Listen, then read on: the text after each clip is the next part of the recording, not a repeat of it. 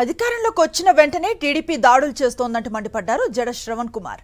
మాజీ మంత్రులు ఎమ్మెల్యేల ఇళ్లపై దాడులు చేస్తున్నారంటూ ఆగ్రహాన్ని వ్యక్తం చేశారు. చట్టాన్ని చేతుల్లోకి తీసుకోవటం సరికాదంటూ హితవు పలికారు. వైఎస్ఆర్సీపీ కార్యకర్తలపై దాడులు చేసి వారిపైనే కేసులు పెడుతున్నారంటూ ఫైర్ అయ్యారు జడ శ్రవణ్ కుమార్. ప్రభుత్వం ఏర్పాటైన దగ్గర నుంచి ప్రభుత్వం మీద, మాజీ మంత్రుల ఇళ్ల మీద, ఎమ్మెల్యేల ఇళ్ల మీద, వీళ్ళ మీద దాడులు చేస్తున్నటువంటి విధానం which is not acceptable at all. ఎందుకంటే గత ప్రభుత్వంలో పోలీసులను వాడుతున్నారు, రెవెన్యూ పర్సన్స్ని వాడుతున్నారు, మున్సిపల్ కమిషనర్ని ఇండియన్ పీనల్ కోడ్ కాదు జగన్ పీనల్ కోడ్ జేపీసీ వాడుతున్నారు. వీళ్ళంతా రాఘజారెడ్డి రాజ్యాంగంలో ఉన్నారని మనందరం విమర్శించిన వాళ్ళమే కదా, రోడ్డు మీదకి వచ్చి విమర్శించిన వాళ్ళమే కదా. రోడ్డు మీదకి వచ్చి విమర్శించాము, డిబేట్లలో గొంతులు చించుకొని మాట్లాడాము, ప్రజాక్షేత్రంలో 100 మీటింగులు పెట్టాము, బాధితుల దగ్గరికి వెళ్ళి బస్సులు వేసుకొని మాట్లాడిన వాళ్ళమే కదా.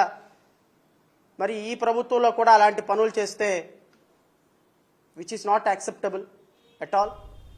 ఎన్నికలకు ముందు పవన్ కళ్యాణ్ ఆరోపించినట్లుగా రాష్ట్రంలో తప్పిపోయిన 32,000 మంది అమ్మాయిలను వెతికి తీసుకురావాలని డిమాండ్ చేశారు జడ శ్రవణ్.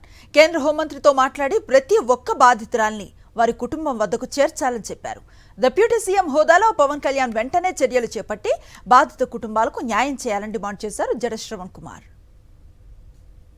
గత ప్రభుత్వంలో 5 సంవత్సరాల్లో వాలంటీర్ల ద్వారా 32,000 ఆడపిల్లలు అదృశ్యం కాబట్టారు.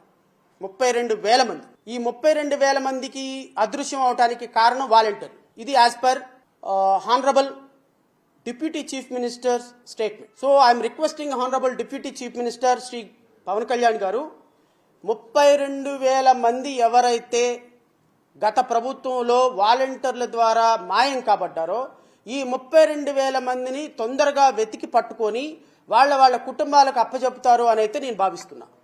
ఎందుకంటే హోమ్ మినిస్టర్ కూడా, సెంట్రల్ హోమ్ మినిస్టర్ కూడా కాన్ఫిడెన్షియల్గా మీతో చెప్పినటువంటి అంశాలు ఇప్పుడు గౌరవ హోమ్ మినిస్టర్ కూడా మీ ప్రభుత్వంలోనే ఉన్నారు కాబట్టి, కేంద్రంలో మీ ప్రభుత్వమే అధికారంలో ఉంది కాబట్టి ఈ 32,000 మందిని వీలైనంత తొందరగా అప్పజెప్పి వాళ్ళ కుటుంబాలకు ఇవ్వగలిగితే హానరబుల్ డిప్యూటీ చీఫ్ మినిస్టర్గా మీ యొక్క గౌరవం అత్యున్నతంగా పెరుగుతుంది.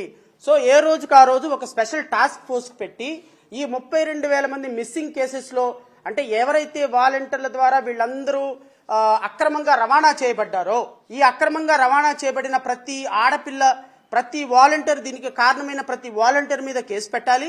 అట్ ది సేమ్ టైం ప్రతి బిడ్డని కూడా ఆ కుటుంబానికి అప్పచెప్పాలి.